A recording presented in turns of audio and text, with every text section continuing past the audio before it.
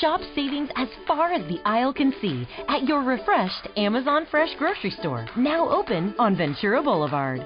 Amazon Fresh is your destination for low prices. Whether you're picking up this week's grocery haul or today's hot lunch, head to amazon.com/grocery store opening for info on upcoming store events, this week's deals, and more. Stop by your refreshed Amazon Fresh grocery store in Encino on Ventura Boulevard. Blog Talk Radio.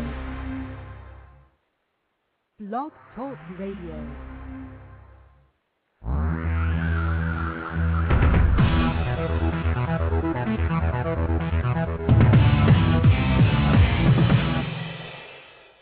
Live from Los Angeles, the Win Without Competing Show with Dr. Arlene Barrow, Career Coach 1 and author of Win Without Competing.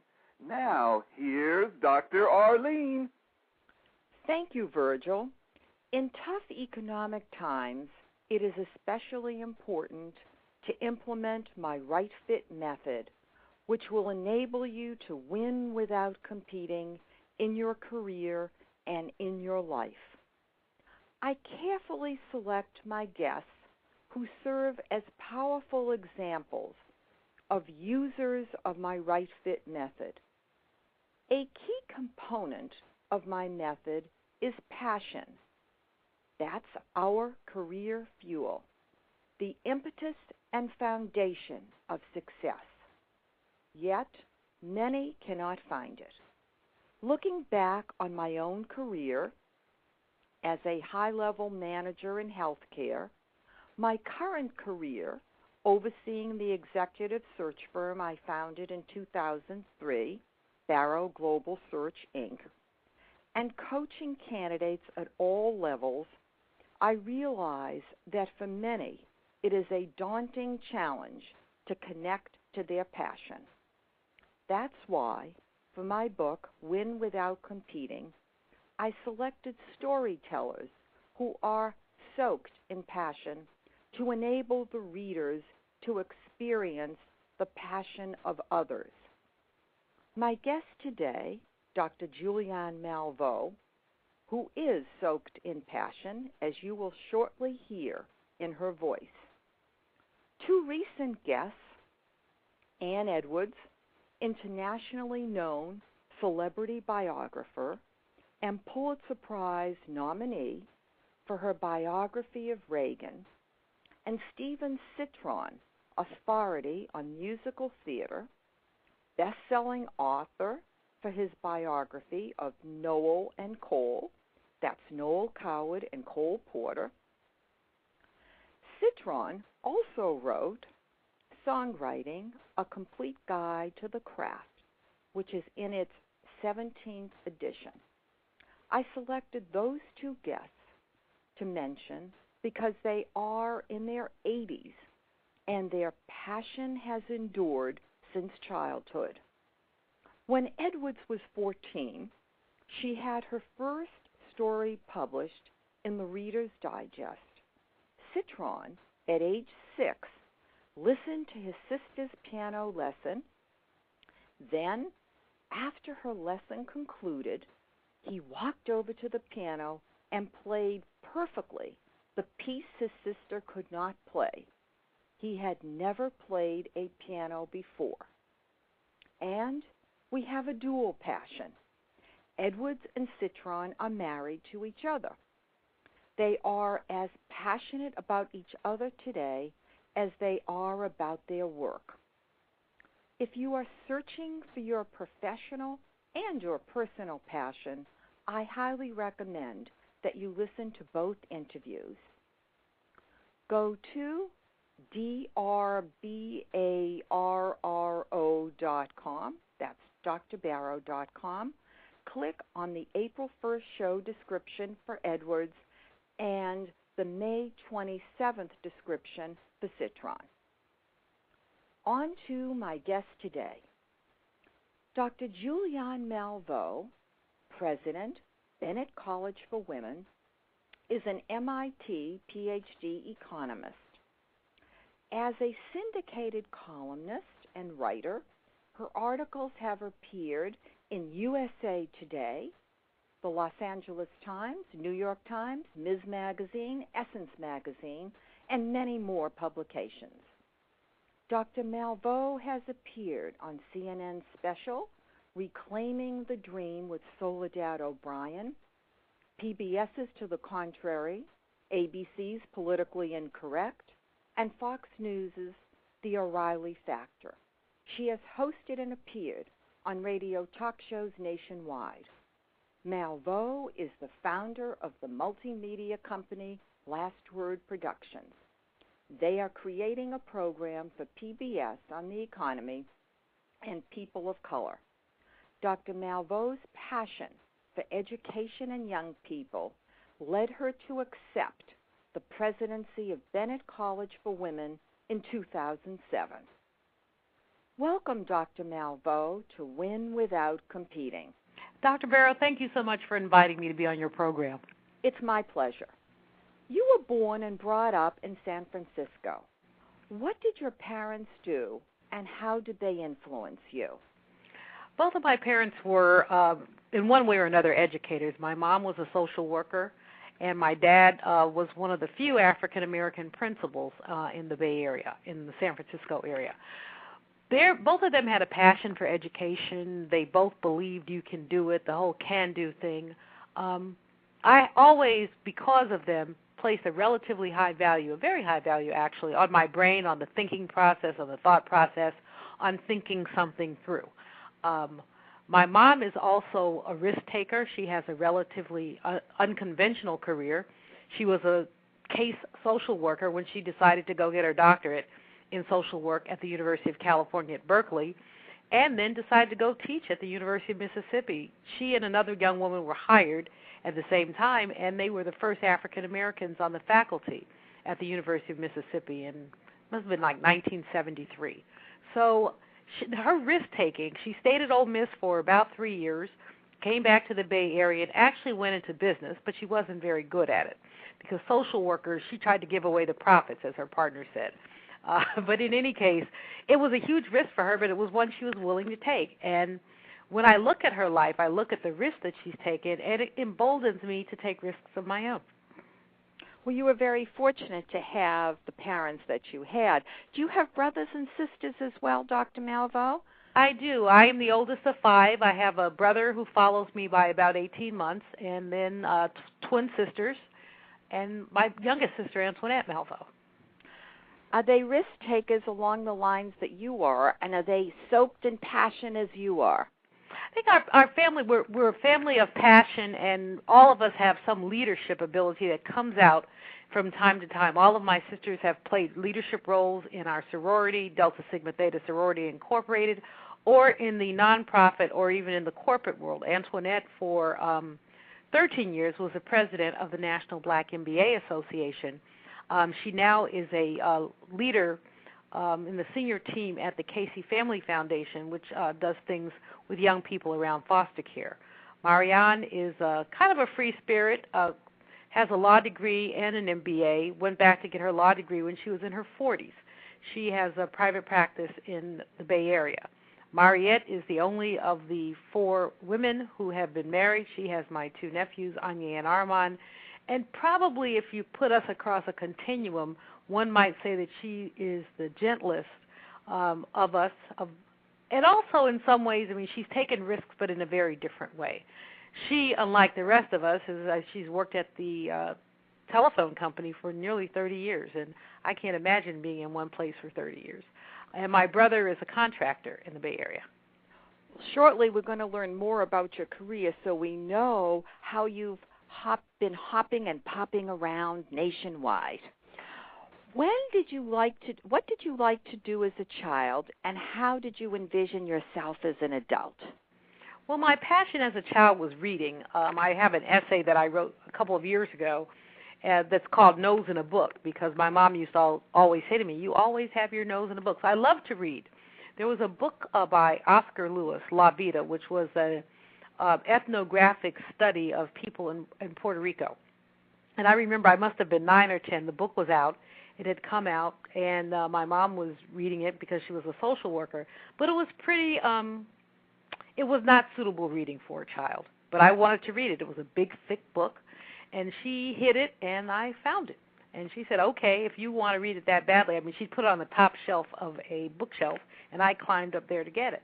And she said, okay, if you want to read it that badly, read it. But I had to read it with a dictionary because I was all of 9 years old.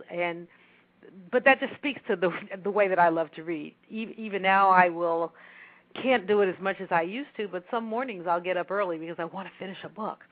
So I was kind of a bookwormy kid, but I was also an activist. I was very active.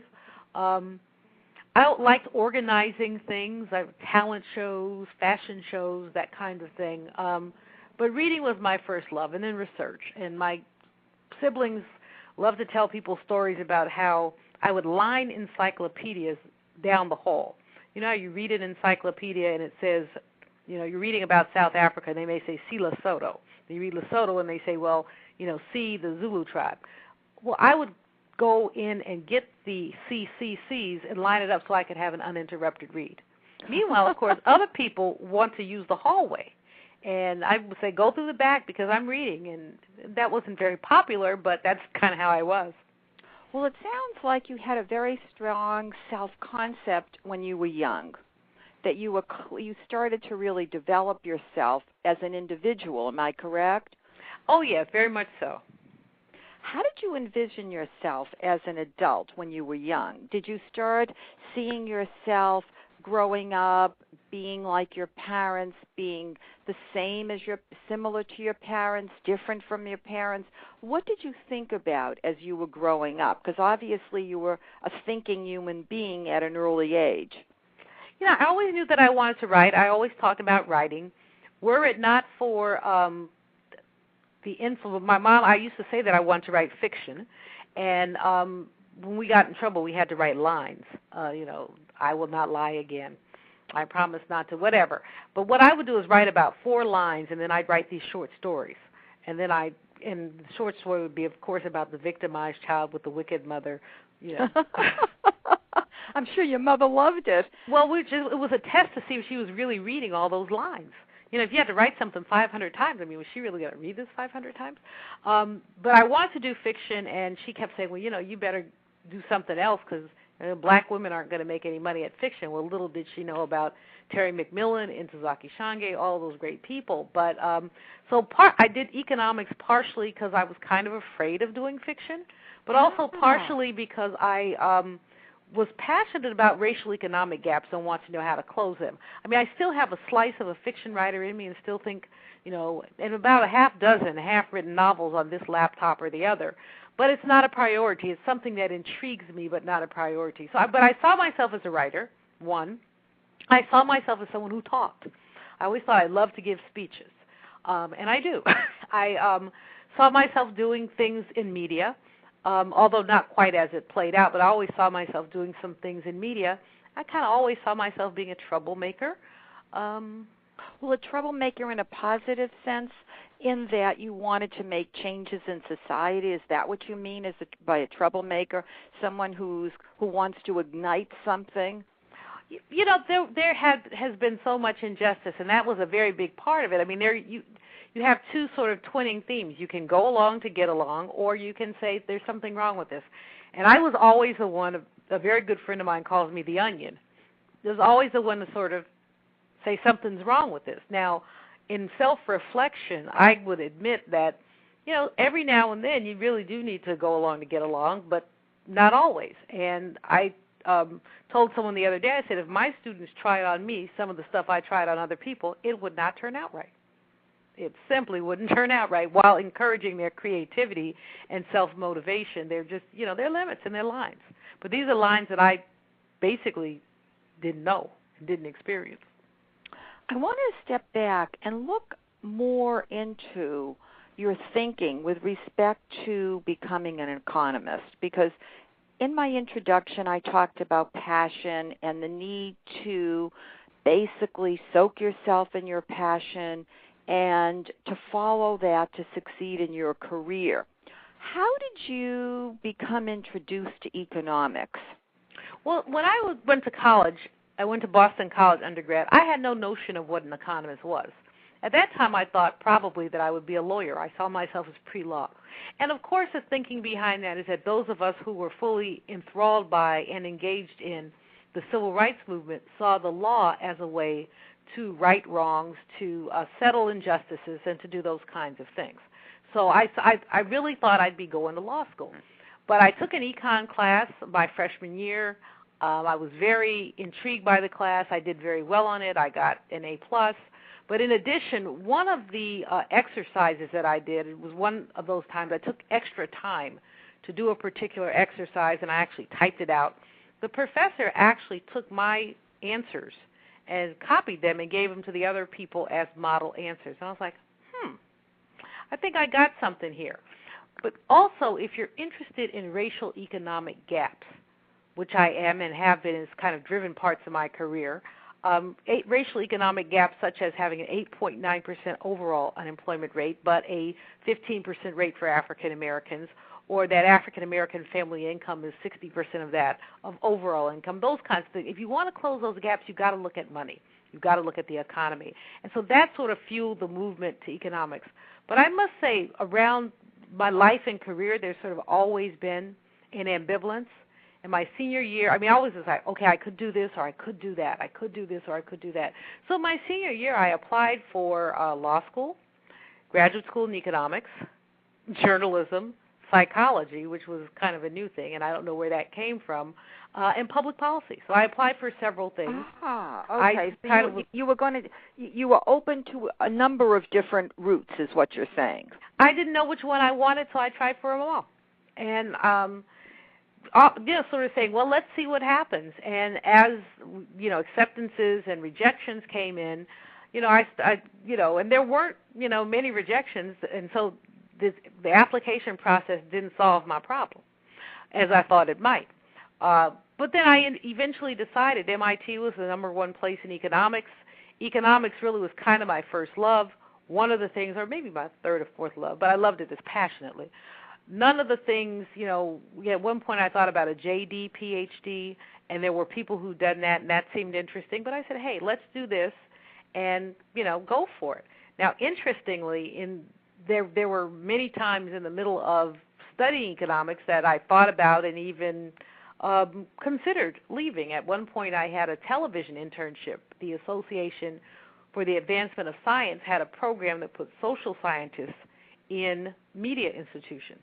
So for a summer, I worked at WFAA, which is an ABC affiliate in Dallas, Texas, and did everything from do on-air work to write script and copy to produce, early morning news, to show up and, do all this sort of production assistant stuff. And I loved it. I absolutely loved it. And one of the things that I was able to do was infuse economic content into the news process. So I could probably be 100, and I'll never forget the first story I did on a small business, because the opening line was, Ruby Begonia is not the name of the owner, but the business. And but that, of course, I had to repeat it a gazillion times to learn how to modulate my voice.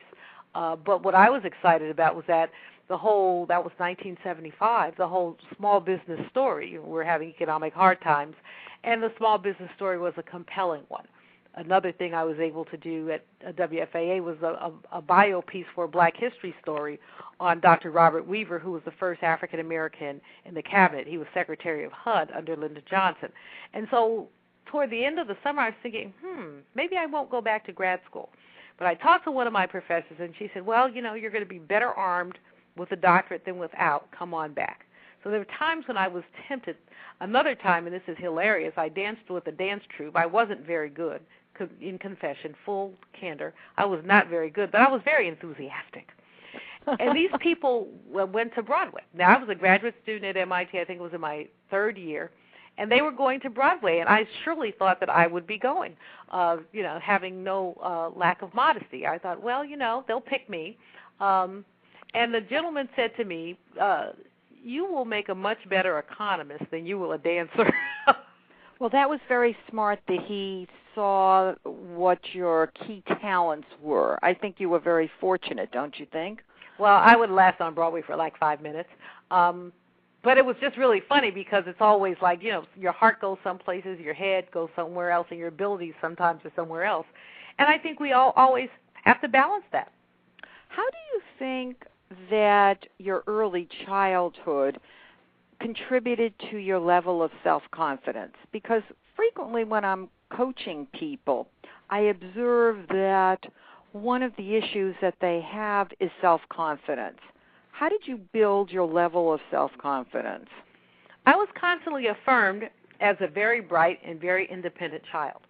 So you could not tell me that whatever answer I came up with on anything had some validity. Now, there were other areas, of course. My mom and my parents were divorced when I was 6. My mom was a single mom. So there's a whole murky area of gender relations where I have no confidence. And I'm real clear about that. But my independence, because my mom was a single mom, my independence was fully fostered. We were, kind of constantly told, don't rely on a man for your well-being. And that was a function of what my mom found herself doing in a typically female line of work, social work, needing ancillary support and not always getting it from my dad. So she was like, make sure you can make your own money. Learn how to take care of yourself. So our independence was fully fostered. I remember a friend of hers who was a younger woman, maybe in her 30s, saying she was going to wait to get married to have a house, and my mom sort of barked at her, you can have a house on your own. And so you take in all those messages.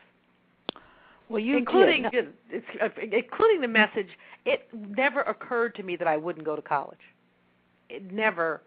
The only time I think I was 10 or 11, and I had a little girlfriend whose her family were immigrants, and her sister married at 16, and she married a fireman, and she stayed at home, and she ate ice cream and watched TV all day. And I thought that was the life of Riley. I thought, oh, my, this is wonderful. So I went home one day and said to my grandmother, I think I'm going to be just like Evelyn Phillips and just sit at home and eat ice cream. And I couldn't finish the word cream before my grandmother had gotten up and started shaking me. And she said, people in this family don't sit around eating ice cream. People in this family go to college. And so, again, you take those. Did your grandmother go to college, Dr. Malveaux? She did. She was a graduate of Tuskegee Institute. Ah. And she was a wonderful role model then. Oh, she really was. She was one of 5, and 4 of the 5, all 5 had some time in college. 4 of the 5 were graduates. So that's relatively unusual for African-American families to have the college thing go that far back. Relatively, but certainly there's a long history. Our historically black colleges and universities were being founded in the 1860s and 70s. Bennett College itself was founded in 1873. So as when I say unusual, I mean not the norm, but it was always the norm for black folks to go to college as soon as colleges for us opened. You see yourself as a change agent in which you use different communication avenues and positions to accomplish that objective. Professor, researcher, columnist, writer, radio and TV commentator. Let's start with professor and researcher. You've taught and conducted research studies at a number of universities. Tell us about what you achieved. And the reason why I want to focus in on achieving is that frequently people believe if they work for many years that in itself is an achievement. And I want to make it very clear that we really want to work to accomplish or to achieve something. It's not the number of years that we spend, but what are the results of what we do. As a faculty, my undergraduate honors work was on urban issues and how urban areas looked very different than other areas. My graduate dissertation was called Unemployment Differentials by Race and Occupation. What I looked at was ways that occupational differences did not blur the 2-to-1 ratio between African Americans and whites in terms of unemployment rate. So black doctors had twice the unemployment rate as white doctors. The labor economics work that I did always kind of added a dimension. So in the pay equity area, for example, and you remember in the early 80s, a lot of work was being done on comparable work. And frankly, we still need to do that work because we still don't have pay equity. But as you looked at that work, what I was able to do was to infuse what it meant to the African American community. In much of my published research, my first academic work that was published was on private household workers, looking at maids, really, because in 1940, the majority of African American women, nearly 60%, were maids. And that percentage began to lessen after the passage of the Civil Rights Act and the entry of African American women into clerical occupations. But in service occupations, you were also looking at people who did maid-like work, if not maid's work. So, for example, home health aides, that kind of thing. So the academic work that I did, I think, opened some things up. I still find some of my early work cited in places, which, of course, always excites me. There was a book called Black Women in the Labor Force that was published by a woman, Dr. Phyllis Wallace, who was my mentor. I have an essay in there, and it's interesting how you come full circle. Just maybe 2 months ago, a book was published called Dirt. It's a story about housekeeping, and a woman named Mindy Lewis has anthologized us, and my piece is included in there, in which I talk about housework as a personal and political statement. So keeping the kind of theme of looking at race, gender, culture, and ways that they intersect. And I think that some of that intersectionality, we can see, I can see in my early work, and we can see the continuation of it. So you're saying your early work is still relevant today, even though the balance may change among the three pieces that you're looking at. You know, Dr. Barrow, one of the things that I find amazingly interesting, I did a piece in 86 or 87, on women of color and occupational segregation. And my mentor, Dr. Phyllis Wallace, and a woman, I believe her name is Mary Ann Ferber, a long time ago, did this, were many of the contributors to a book on occupational segregation. Dr. Ferber asked me probably 86, perhaps 15 years later in the mid-90s to update the piece, or late 90s, to update the piece. And when I did and actually crunched the numbers, I found that we had not made as much progress as we thought in terms of women and where we're concentrated in the workplace. Oh, we have some fabulous examples of just outstanding women. You know, just African-American woman now, the head of Xerox Corporation, Oprah Winfrey, multi-mega millionaire. We've got all these examples. But if we look at average women, we find that you still have these pockets of occupational concentration around race and gender. And so, yes, the early work was significant, but what I find is that it's not out of date. Yeah, you set the stage. In other words, from what I can see, you probably created a model from which people could apply so that you gave them a way of looking at the situation. Am I correct?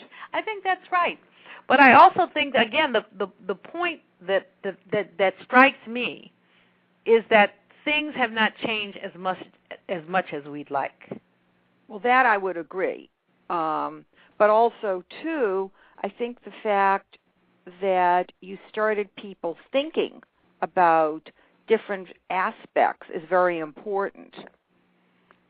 I think so, too. I mean, I think that, again, I was very blessed and highly favored to have the kind of people around me. I can't in your work, I'm sure you also emphasize it, the importance of mentorship. Absolutely. Having people around me who got me, nurtured me, and sometimes they didn't get me, but they supported me anyway. They believed in me, and that's just a great thing to have. And I think we need to create those kind of opportunities and possibilities for young people as much as we can. I know that you love working with young people. Would you like to comment about your teaching experience at universities? What type of contribution do you think that made at particular universities? Well, I've got mentees, former students, protégés that are sprinkled all over the United States, and I just really sizzle when I run back into them and they say you made a difference in my life. I think from the women's studies classes I taught at San Francisco State, where I was hired to be an econ professor, would branch into doing some women's studies and African American studies, to the I did a conference on public policy at UC Berkeley and took 15 students from Berkeley to Washington. First-time opportunity for many of them to see how public policy worked. That was a pivotal experience of that group. One young woman is now a state legislator out of Maryland, which every time I see her name, I just say, okay, and I, it's a great thing to have had the opportunity to touch people in that way, and to have had people be open to you, to be able to be touched.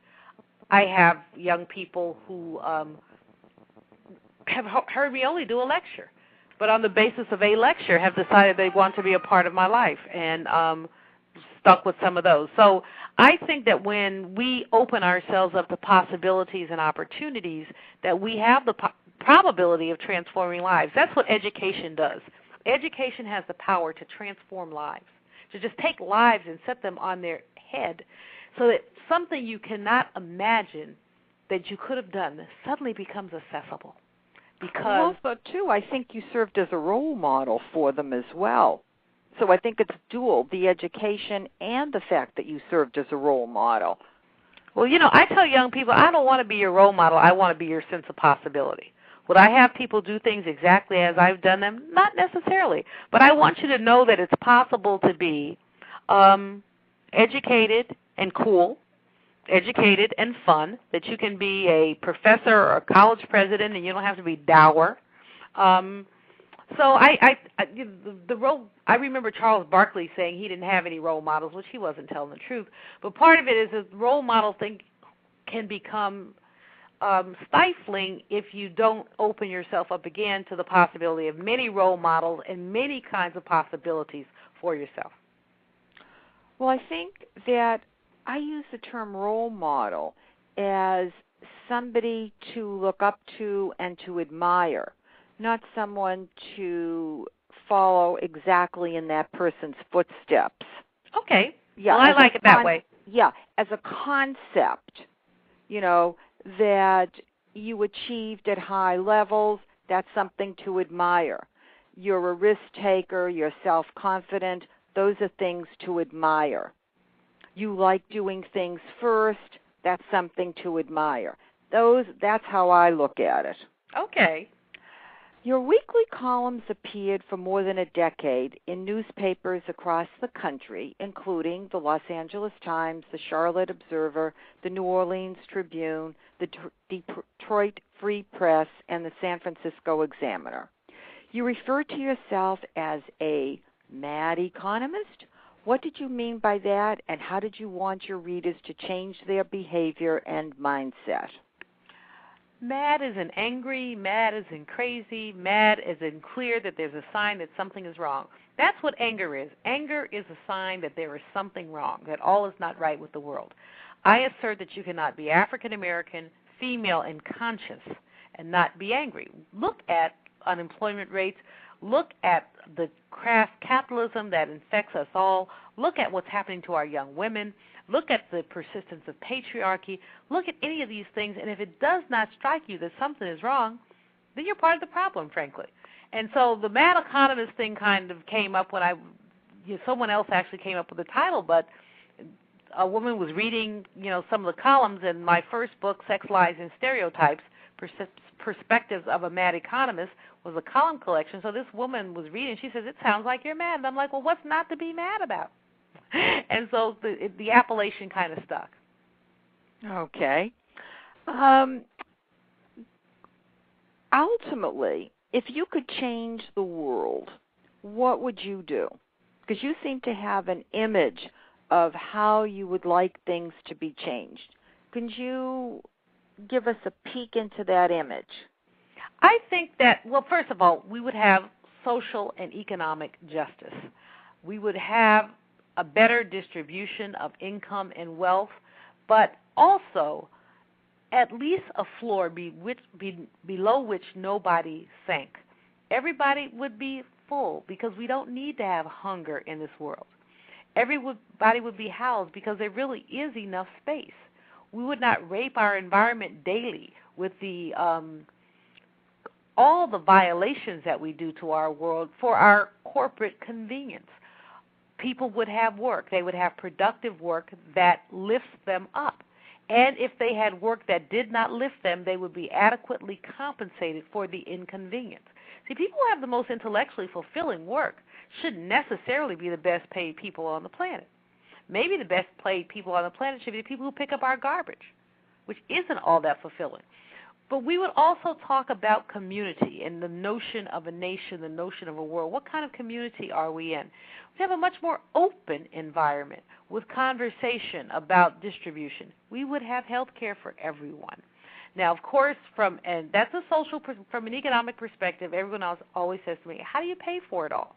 Well, you decide to make different kind of decisions about who gets what. Economics is a study of who gets what, when, where, and why. That's what economics is about.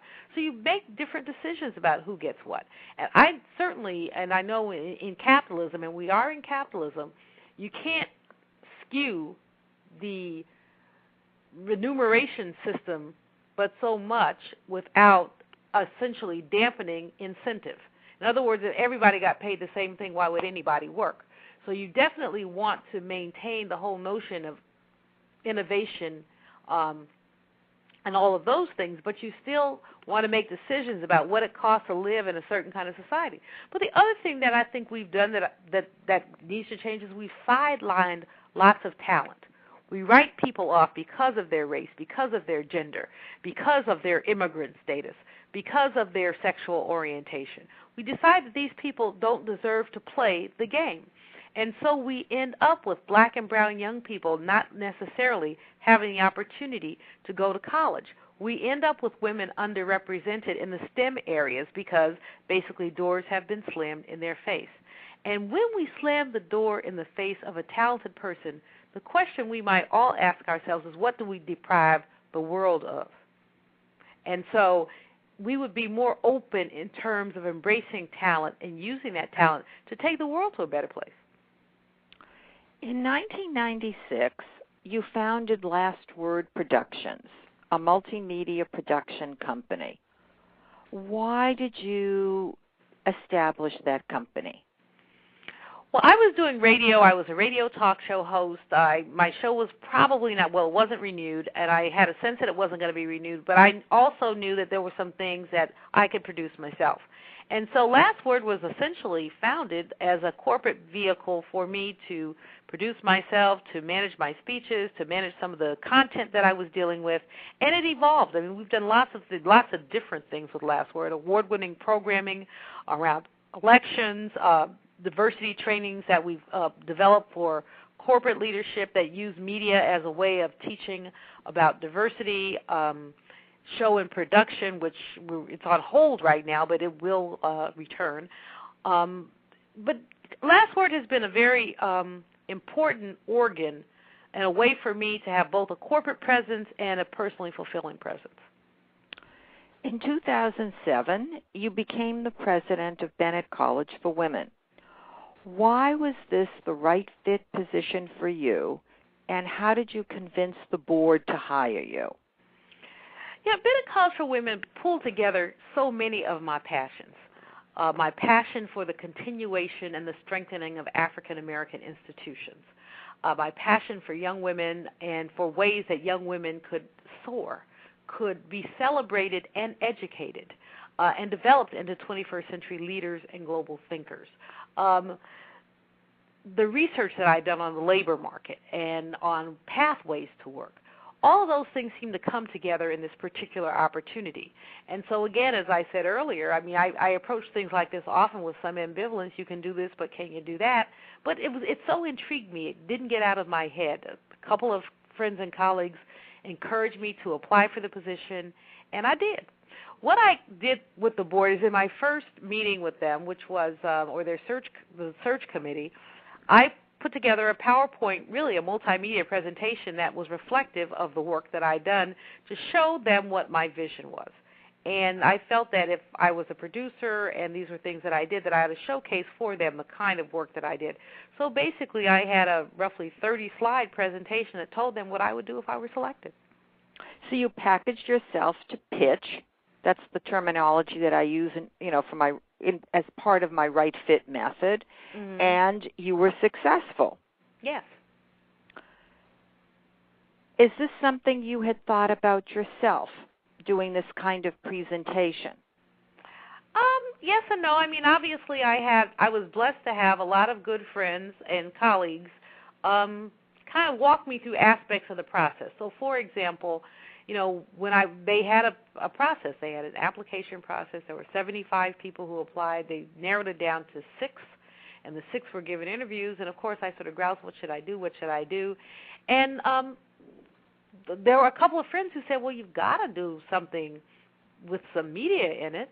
You've got to. And it had been in the back of my mind, but when they said that, I was like, they're right. So one of the strengths that I think I claim is that I don't mind asking for help. I don't mind getting feedback, even when it's not necessarily the feedback that I want. And so I was very willing to reach out to friends. And my friends and colleagues look a lot like me. They're innovators, risk takers, at the cutting edge, involved in some way in social change and in communities. And they gave me great advice. So they helped you formulate what you were going to do. Did you practice with them prior to giving the presentation? Not really. I may have practiced. I went through the presentation myself, and I may have practiced with my assistant in D.C., but I don't think that I really practiced with the team. I did get coaching from one friend, Dr. Vanessa Weaver. Her company is called Alignment Strategies, and she and I sat down for about an hour, and she sort of ran questions at me. If they ask you this, what will you say? If they ask you that, what will you say? And a couple times she said, well, no, you really don't know that you want to say that. There was another woman who had worked basically in diversity areas who was pitching questions to me constantly saying, here's a question for you. How would you answer this? And so it forced me to think. I probably prepared for the interview more thoroughly than I prepared for almost anything in life because it was that important to me. That, I think, is key, what you just said. You really wanted that position, obviously. Mm-hmm. How did you feel after you gave your presentation? I mean, I felt great. I felt that I'd done a good job. There were a couple of challenges. There were a couple of challenges just in terms of logistics, and the team flew in. The search team flew in from out of state. They were a little bit late because of weather, and there were, I guess, 5 other people they were seeing. So the amount of time they had was kind of truncated. So there were just a few little challenges, and I think I probably, in context, went a little long, but they didn't stop me, so I didn't stop me. And but I tell you, I was taken down. I took a cab down, and I walked home. It was walking distance to my house in Washington. Not easy walking distance, maybe a 30-minute walk in heels as opposed to a 15-minute walk. But I felt like I could have jogged home. What was the next step after that presentation? Did they call you immediately, or at the end of that presentation, did they give you some clue as to how you had done from their perspective? The body language of the search committee was basically good. There were a couple people who were a little stiff, but it was basically good. I walked around the table and introduced myself to most of them, and I got good vibes. One or two of the people who I'd had prior interactions with sort of whispered good job in my ear, but no one really, I mean, they were to be an impartial body, and so nobody, at the end of it said, great, you're wonderful. It was thank you for your time, but I felt good. And I mean, one of the things that one of the coaches said to me was, one of my friends said to me was, even if you don't get this job, the fact that you are preparing is teaching you something that you've chosen not to deal with before. Because, Dr. Barrow, I hadn't applied for a job in 20 years. I was doing my own thing. I would very flippantly, when people say, well, send me your CV, I said, well, Google me, and but that's interesting, Dr. Malveaux. If we could probe a little further there about not having applied for a position for 20 plus years, because there are many people in that situation now who are unemployed. So that would be helpful, I guess, to hear more about whether you were a bit nervous or uncomfortable because you hadn't been in the job market searching and interviewing on an ongoing basis. Could you comment on that? Oh, certainly. Whenever you apply for a position, whenever you put yourself out there, you're taking a risk. You put yourself out there, and people can say yay or nay. Now, certainly I had applied for grants, and I've done that kind of thing, but whenever you put yourself out there, you are taking a risk that people are going to judge you, that people are going to decide you're worthy or not worthy. And so, the risk was a little hard to take, in honesty. I mean, I kept saying, well, this is a lot of work. I didn't have a CV. I basically hired someone to clean up a CV that was 18 years old. Literally, people would ask me for a CV, and I would send them a bio, and said to them, Liv, you can't work with this. That's okay. I'm fine with it. These folks immediately said, look, you have to have a CV, like a real CV. I'm like, oh, that. So, well, why were you reluctant to prepare a CV? It was too much. It was a lot of work. It was a lot of work. And I had to go back and look at everything I'd done. And even my CV now, I would give it on a scale of 1 to 10, a 6. I mean, it needs a lot of work. There are lots of articles that aren't in there. And, it's interesting. It was an interesting process, and it really did bring up a lot of fear. But Hill Harper says that fear stands for false experiences appearing real. So our false expectations appear real. So you're thinking one thing and another thing is happening. So you're frightened because you don't know what's going on. I think a lot of people in the labor market now are probably, if you've had the same job for 20, 30 years, and suddenly people who are 55, 57 right. are finding themselves, out of work and trying to figure out how to search. And I would say that it isn't easy. But I would also say that one of the ways to deal with it is to find a team of people who are going to be your boosters, your cheerleaders, but also your friendly critics to push you through. I mean, it's too easy. I just told a young woman today, it's too easy to sort of sit in a place that says, well, gee, I don't know what's going to happen. Well, why don't you figure out what's going to happen by getting in the game? Well, that's the point, though, that some people are very fearful about getting in the game. The question is how to help them desensitize. I mean, one of the issues, I think, has to do with the fact that people take things personally. And for years, I've been trying to encourage either people who I'm supervising or people that I'm coaching to step aside and not to take things personally. I think that's part of the issue. Well, I agree with you 1,000%, but guess what? It's easier said than done. When you're the person in the game, it's personal. But what people have to do is to separate themselves from the game. Absolutely. Almost like a cognitive dissonance. You watch yourself going through the motions just like you're an observer. On one hand, you're in it, and on the other hand, you're watching. So you're able to go back and say about yourself. Well, I was going to say it takes me back to the time when I was defending my doctoral dissertation, which was on creativity at UCLA. And I remember afterwards, the chairman of my dissertation committee said, she suddenly didn't recognize me.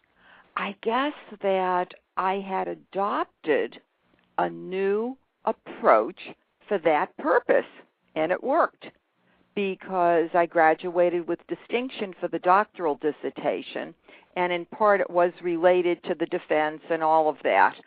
So it's interesting what you can do if you set your mind to it, that disassociation. Precisely. And just really watching yourself and learning and loving yourself with all of your imperfections so that some of the things you do or say in interviews or in other contexts are, flatly wrong, frankly, but they're you.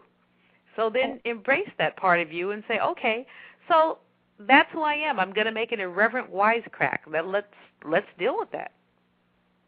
How long did it take for your offer to come from Bennett? From the second interview, there was the first interview, then the second, when there were 6 of us, they narrowed it down to 3. And from that interview to the offer was about another 5 weeks. That's actually very fast. Well, they had a constraint that, the prior president, Dr. Janetta Cole, had given them a year to find her successor because she had, when she came, said to them, I'm going to give you 5 years. So they had a full year, and, there was a process and all of that, so they needed to make a transition.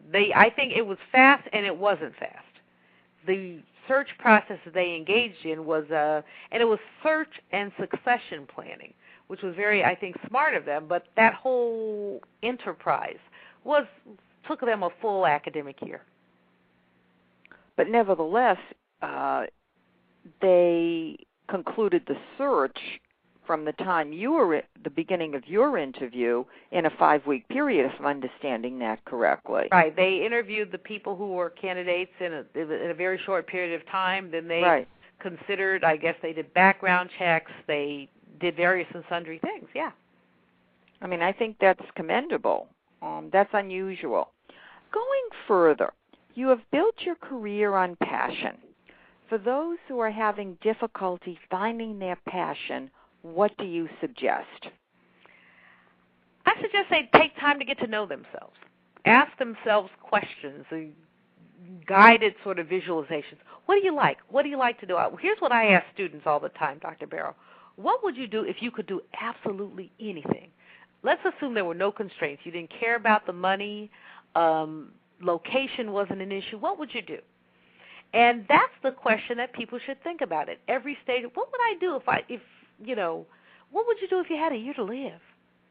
Someone walked up and said, you have 1 year to live. Now, some people would just sit on their behinds and, eat ice cream. And maybe that's their passion, and they have to figure out a way to make a living. But you have others who say, gee, I haven't yet done, and you fill in the blank. Passion, some people have it naturally and innately, but other people have to cultivate it. And there are all kinds of tools out there, and you're so brilliant, I know that you can share some of them with people, but tools to help people figure out kind of where they fit. You've got all these, what color is your parachute, Myers-Briggs, this, that. But I don't know that you need all that. I think you need to just, what I tell, again, my students is close your eyes and go inside. Sometimes you're in a job. And, you don't ever want to, Cornel West always says you don't ever want to confuse your career with your calling. So they're two different things. So you may be in the job that you're supposed to be in because you got the master's, you got the doctorate, you're going to teach this, and that's what you're doing. But if it doesn't make your temperature rise, you better find out what does. Because if you live in a space where your temperature doesn't rise, you're not a happy person. Of course, on Win Without Competing, I also try to help people connect with their passion from the perspective of the core identity, and that the core identity can change over time, and that I basically think if you look at your career, you have multiple careers going on concurrently.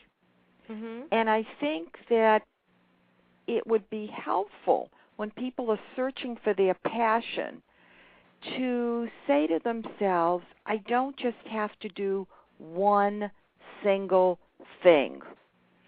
That's so correct. I mean, we are taught to live our lives in silos. And what we have to do is live our lives in circles.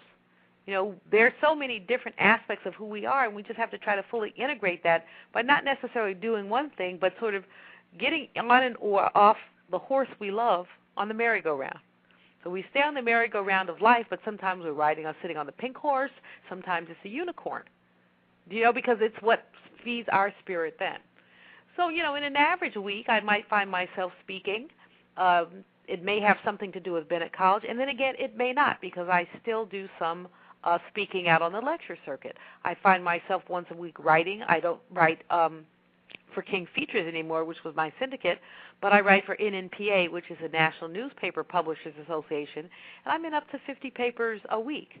I find myself doing counseling with both students and faculty and staff, and listening. I find myself doing strategic planning. They're all different things, and it's really cool to be able to have those various facets, spokes in a wheel, if you will. Well, I think it's key, because you're not looking to one aspect to fulfill all of your needs. And I think that contributes to the building up of that passion, and also illustrates why you are soaking in passion. And that's a really good point. There's this theory in economics called compensating differentials. And what it really means is, if you have a job, you have a career, whatever you have, or just you have opportunities, there's good stuff and bad stuff in everything you do. There's stuff you're going to love, and there's stuff you're not going to love. Right. And so those are compensating differentials. You get to do, this great job at X, but you have to do Y. You get to be a college president and influence educational program, but I have to do fundraising. So it's the compensation. You get something really great, and it has some aspects of it that are a little more difficult than others. You get paid a whole lot of money in some cases, but you have to, like celebrities, but you have to be willing to deal with the paparazzi. Now, so the compensating differentials thing means that you have to be very cognizant and aware of what the pros and cons are, and as long as the pros outweigh the cons, you manage the cons. But on days when there are too many cons, if you're sort of multi-careering, you find something to do that fulfills you. Not a day should go by without a fulfilling moment in it, that at the end of the day you can't say, that was the moment I really loved today. And it doesn't have to be the whole day, but it has to be the part of the day that says, yeah, that really worked for me. Well, I think that's beautifully said. How do you find time for a personal life, and how do you balance your professional and personal life? See, now you got my Achilles heel. Well, that's it. I saved the best for last, Dr. Malveaux. I'm a workaholic. I love my work, and I'm constantly challenging myself to do balance, to have joy. You have to have those aha moments, but you also have to have those joyful moments. And so I'm really working harder on that. And the people who are very close to me, kind of nudge me a little bit. I don't date at the moment just because. And they're like, well, you could be dating. I'm like, yeah, I could be. I could also be parasliding or jumping out of airplanes. We could try that one too. But in any case, I do think a personal life is important. I have 2 lovely nephews, a great group of siblings and friends, and I really do work very hard to make sure that I stay in touch with them, I spend time with them, that we're at least emotional intimates. We're not necessarily, we don't see each other as much as I like, but we're emotional intimates. We know each other. And so, yeah, I do work at it, and it is my Achilles heel. If anything ever goes, if the plate is too full, my likelihood is basically taking the personal life off the plate, saying, I was supposed to have dinner with a friend, but the articles do. And that's kind of the thing that I really work on managing. Well, that's your blueprint, though. I know if you remember, I know you read Win Without Competing, and in the last chapter of the book, I talk about balancing your personal life and your professional life. I mean, obviously, you've given the bulk of your balance to your professional life. I don't think that there's a right or a wrong to that. No, I don't think there's a right or a wrong, but I do think that people need balance. Harvard University does a new president seminar, and I participated in it, as did like 45 other people, in the summer of 2007. And there was a woman from Ithaca College who said that her secret to success was that she took time off. Her formula was an hour a day a week, a weekend a month, and a month a year.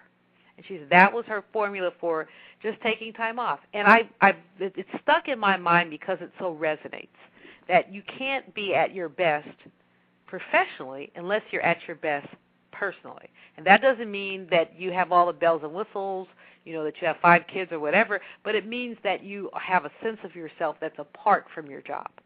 Well, that because I you're agree not your with. job. You're no, not, absolutely. Well, I don't think that anyone should be one-on-one with the career. In other words, you're not the job, is the point. I mean, sometimes people, for example, those who have been recently unemployed, who are very depressed, they have difficulty separating themselves out from the job. And that, I think, is not a good thing.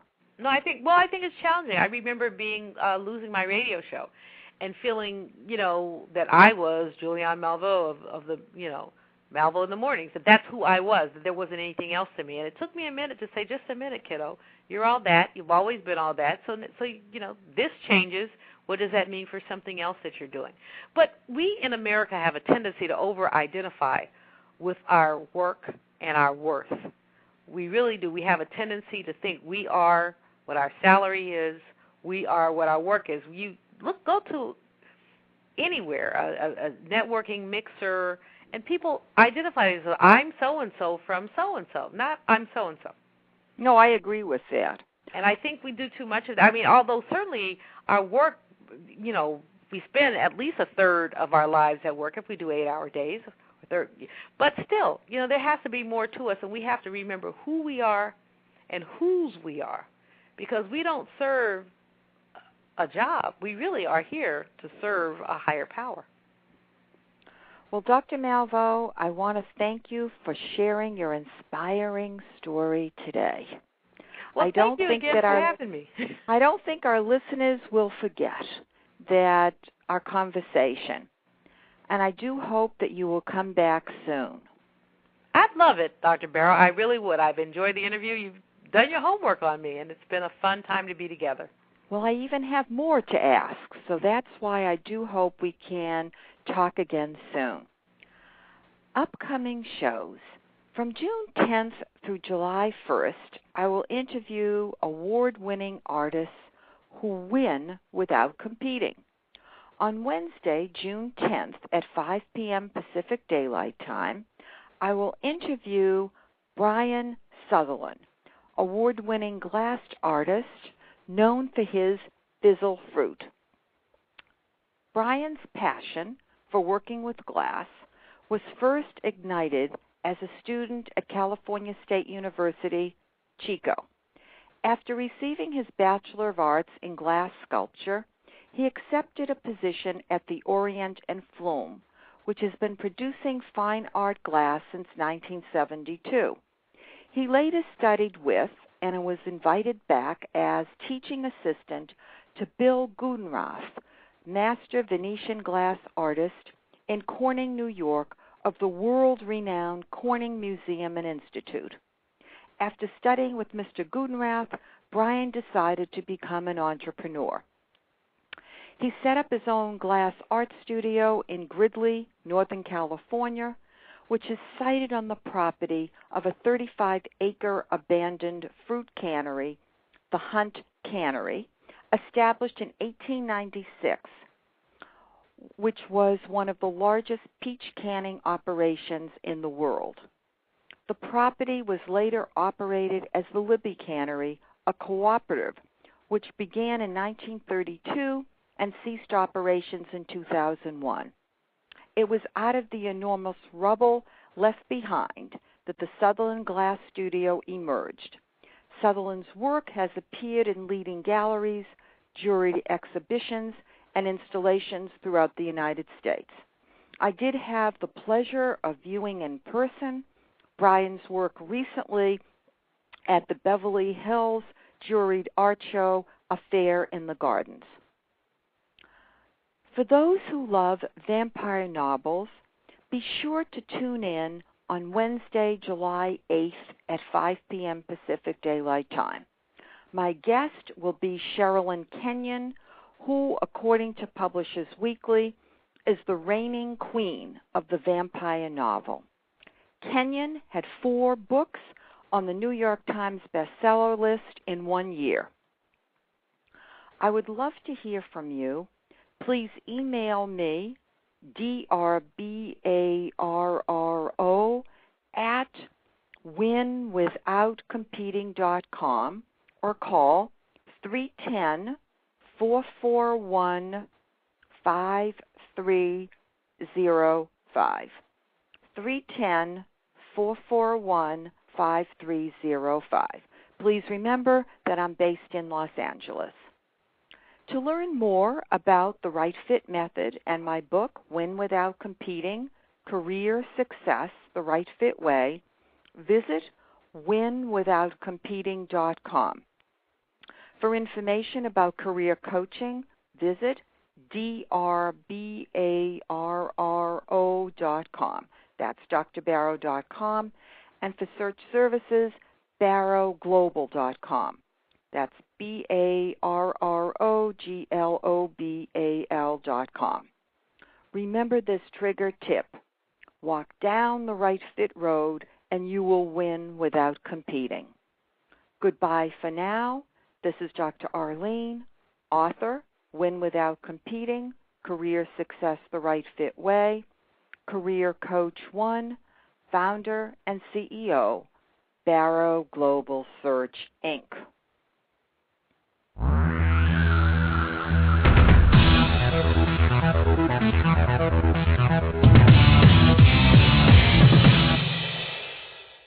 Hey Encino, we've made exciting upgrades to your Amazon Fresh store, and it's time to celebrate with savings.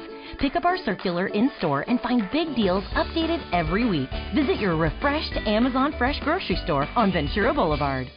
Have you Googled yourself lately? Are there negative posts from an ex-employee or from a former client? Maybe an outdated news article? Search engines don't always get it right. For right or wrong, it's your reputation on the line. That's where Reputation Defender by Norton comes in. Take control with Reputation Defender. Their cutting-edge approaches help you to wipe away unwanted information in your search results. They also promote the good stuff.